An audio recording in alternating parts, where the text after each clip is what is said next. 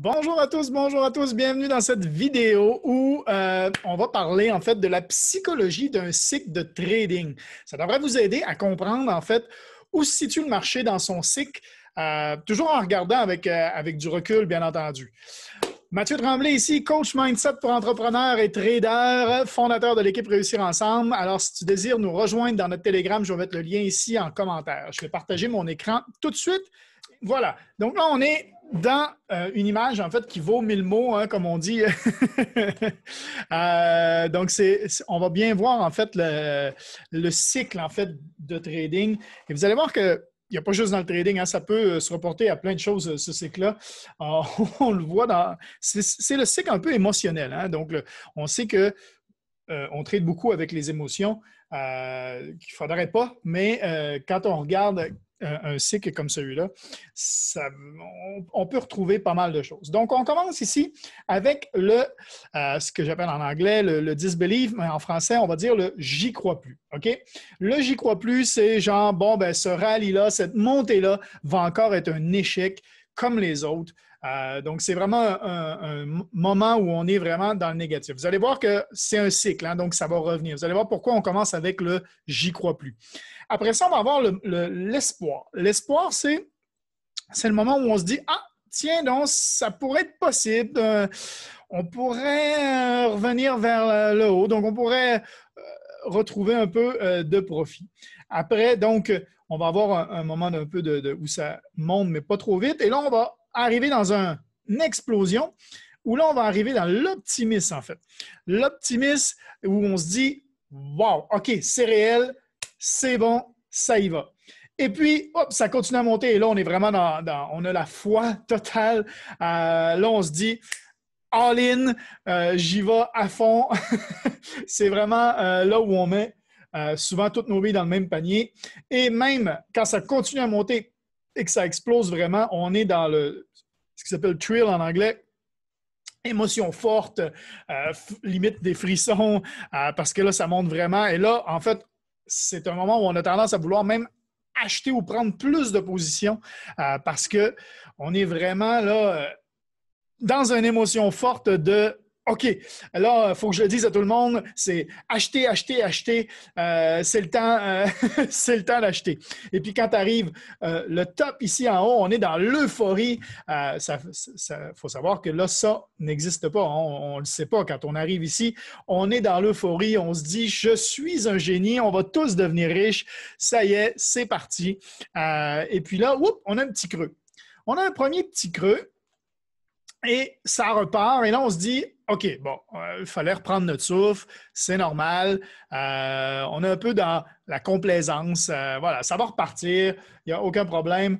On va revenir ici. Donc, on garde tout ça. Et puis là, ça continue à dropper. Et là, ça continue à dropper. Et là, on arrive à un moment donné où on commence à être anxieux. Hein? On a le moment d'anxiété.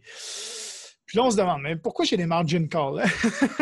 ou là, je commence à perdre du pourcentage de margin. Là, ça commence à être long, la descente. Là. Bon, ben, c'est quand est-ce que ça repart? Là?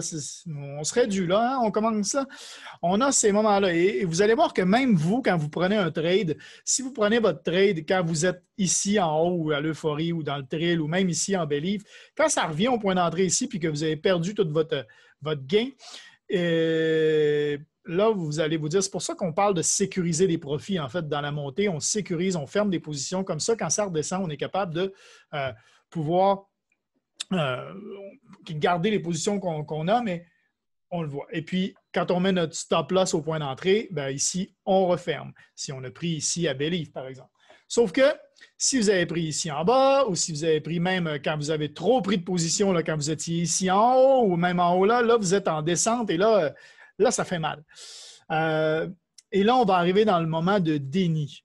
On va arriver dans le déni où on se dit, non, mais de toute façon, mon investissement est sûr. Si je suis rentré, c'est que j'ai complètement confiance en mon analyse. Ça va remonter. Je ne serais pas rentré si je n'étais pas certain de moi.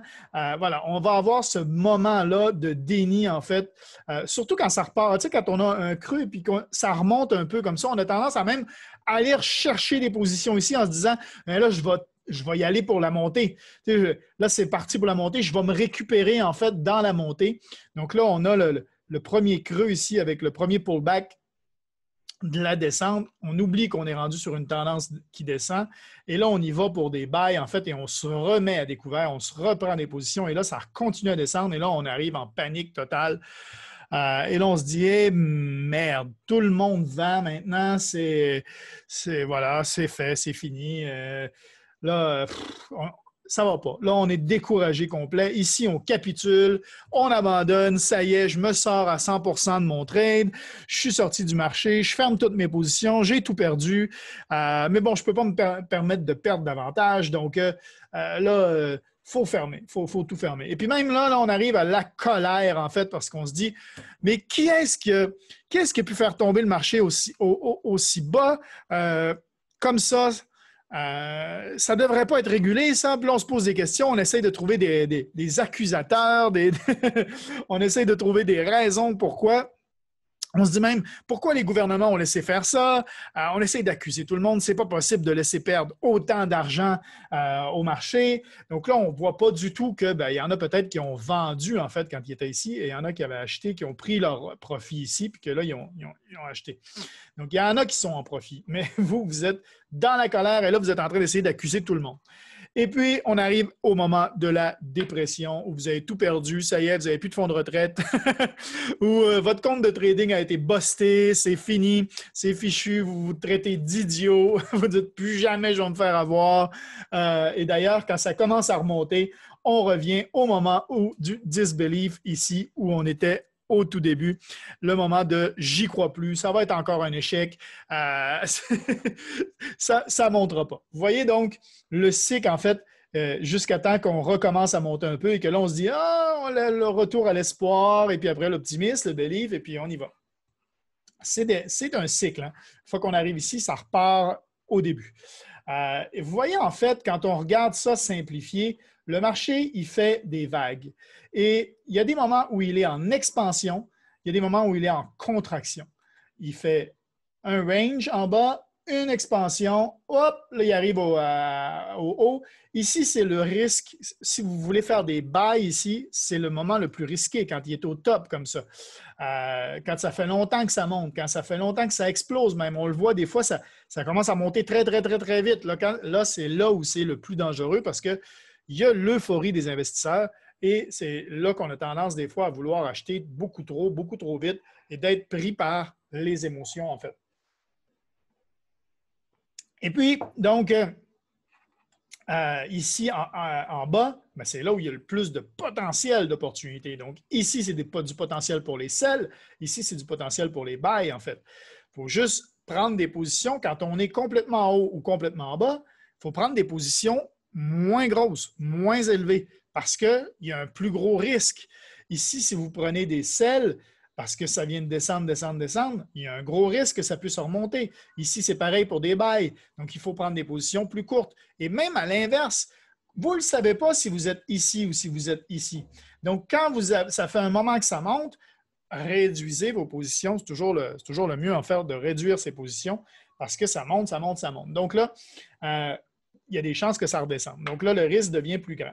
Et ça, vous pouvez vous fier au moving average dans ce temps-là. Si vous êtes loin du moving average 800, par exemple, c'est la moyenne des 800 dernières bougies, ça veut dire que là, ça a monté. On est rendu bien loin. Il y a des chances que ça y retourne au MA 800. Donc là, le MA 800 peut être, moving average 800 en exponentiel peut être vraiment un bon indicateur pour savoir à peu près où on est rendu. Et si on s'en va sur le marché, et puis qu'on regarde en fait, qu'est-ce que le marché... Comment ça se représente sur le marché réel, en fait. Et bien là, ici, vous voyez, on a eu le moment de disbelief, ici, le moment d'espoir. Après, on repart le moment de believe. Hein. Là, on est ici. Hop! On est dans le moment d'optimisme, pardon, moment de belief. On est dans l'émotion forte, le thrill. Ici, on est dans l'euphorie. Là, ça redescend, on remonte un peu, on est dans la complaisance. Hein? Ça redescend, on remonte un peu ici, complaisance. Et puis là, oups, ça descend, anxiété, ça descend Là, déni, panique, capitulation, anger, boum, boum, boum, boum, boum, boum, boum. Là, ça descend, descend, descend, descend. Et là, on va avoir un petit redépart, faux redépart, en fait, qui va nous faire vraiment partir en colère. Et puis, oups, c'est reparti. Et là, on a le même cycle qui est ici. Là, on l'a ici. Okay? Là, on est sur l'art. Ça, c'est une analyse de l'art en mensuel qui montre un peu, justement, le même graphique, en fait, que ce que je viens de vous montrer ici. Hein. C'est vraiment là, on voit vraiment la même chose qui se passe. On peut en voir un autre qui est vraiment, qui se ressemble, c'est, regardez, le Bitcoin. OK? On va aller là. On va, hop. OK. On va aller sur le Bitcoin. On va peut-être se mettre en weekly pour le voir mieux. Voilà. Voilà. On a sensiblement la même chose ici sur l'hebdomadaire sur le Bitcoin. Vous voyez, disbelief, première hope, l'espoir, voyez, l'optimist belief thrill, optimist belief thrill, tout le monde veut acheter, tout le monde veut acheter. Fin 2017, l'euphorie, tout le monde disait achetez du Bitcoin, achetez du Bitcoin. Et puis au final, ça redescend, ça remonte, on est en complaisance, et puis là, ça descend, ça descend, ça descend. Et là, tout le monde panique, tout le monde est dans la colère, tout le monde a vendu. Et là, c'est là que ça, oups, on a un faux départ, ça redescend. Et là, en fait, on se prépare pour probablement la deuxième. La prochaine vague, en fait, qui est ici. Donc là, on est vraiment dans le même genre de cas ici, que ce soit sur le Bitcoin ou sur l'or. Et si vous voulez savoir où on est, on dit souvent, si on est en fear ou en greed. Quand on est en fear, il faut faire des buys, en fait, et quand on est en greed, il faut plutôt faire des sells. OK? Quand il y a eu la fameuse crise du coronavirus dernièrement, on était en fear. Quand le marché a tombé là, à fond, on était vraiment en fear. Là, on n'est pas encore rendu en extreme greed, mais on est ici. Et ça, ce site-là, je vais vous le mettre en commentaire aussi si vous voulez l'avoir. C'est un site qui montre vraiment justement l'état psychologique des investisseurs. On en est où à peu près justement sur notre graphique ici. Donc, voilà, c'était une courte vidéo que je voulais vous montrer. Je voulais parler avec vous de la psychologie, en fait, les cycles qu'il y a au niveau du trading, parce que souvent, on fait des buys et des sells pas au bon moment et on ne regarde pas, en fait, la big picture. Et justement, au moment où j'enregistre ça, on sait que l'or est rendu assez haut. Ça peut encore monter, mais il faut être plutôt prudent quand on est rendu dans des moments élevés comme ça. Donc voilà, j'espère que cette petite vidéo vous a amené de la valeur. Donnez-moi un petit like. Abonnez-vous si vous voulez être au courant.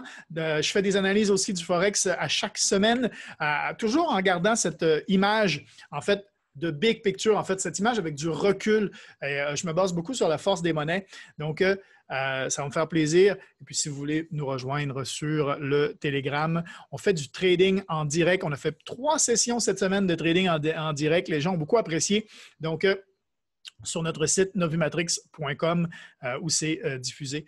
Donc, voilà. Je vous remercie beaucoup et puis je vous souhaite à tous bon trading et bon succès. Ciao, ciao.